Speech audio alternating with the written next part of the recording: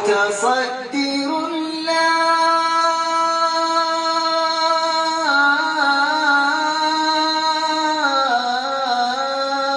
تكلمني. 3 كلمات انتشرت كالنار في الهشيم وترددت في كل البلدان التي وطأتها أقدام السعوديين: متصدر لا تكلمني.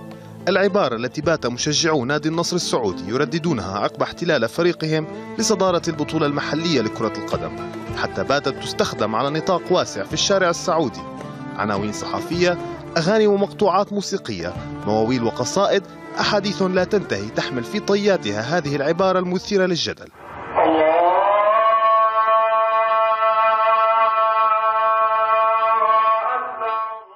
في الرياض وجد رجال الحسبة في عبارة يا متصدر فرصة لملاطفة أصحاب القمصان الصفراء وحثهم على أداء الصلاة في وقتها.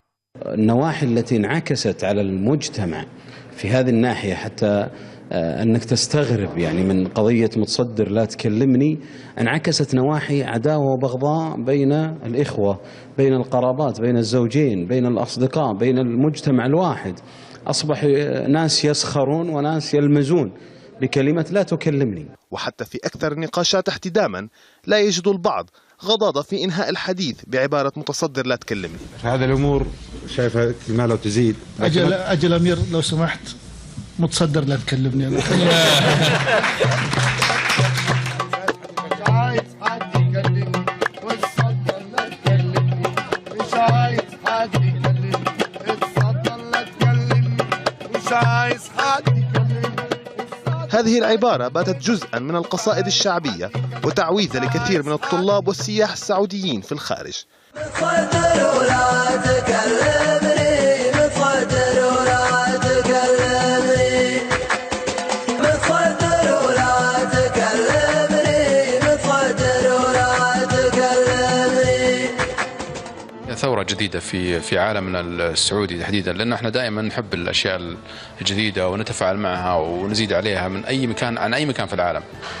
ومثل ما يقال لنا خصوصيتنا، لنا خصوصيتنا في كل شيء، من ضمنها هذه الأشياء. متصدر لا تكلمني، متصدر لا تكلمني. القصة بدأت عندما تصدر أرسنال بطولة إنجلترا للمرة الأولى. يومها أطلق الشاب طارق البطي هاشتاغا على موقع تويتر يحتفي من خلاله بإنجاز أرسنال. والله مع بداية تصدر الأرسنال، طبعا الأرسنال تعثر جولة، فبعد مرور 3-4 جولات انتزع الأرسنال الصدارة.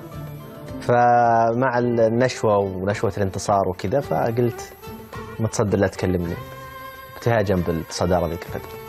ولكن سرعان ما تلقف مشجعو النصر هذا الهاشتاغ ليروجوا له كما لم يحدث من قبل.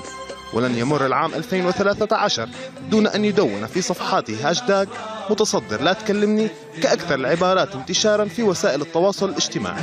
متصدر لا تكلمني، كيفي حر نصراوي، فارس نجي لو يجرح مسيره يرجع يداوي. النصر ما